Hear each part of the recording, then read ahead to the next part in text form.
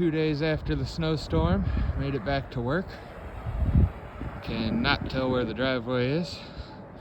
I got about 6 to 8 inches on most of the driveway.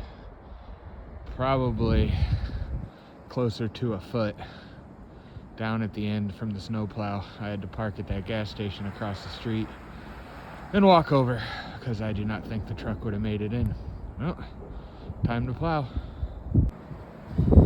Alright, the lock has frozen on the barn, so we gotta warm it up. About 9 degrees.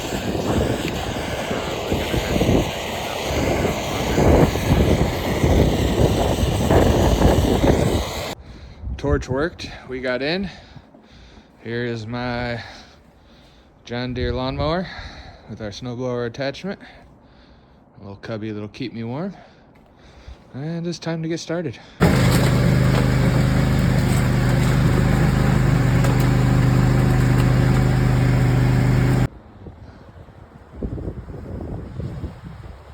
just gotta shovel the walks and we're done.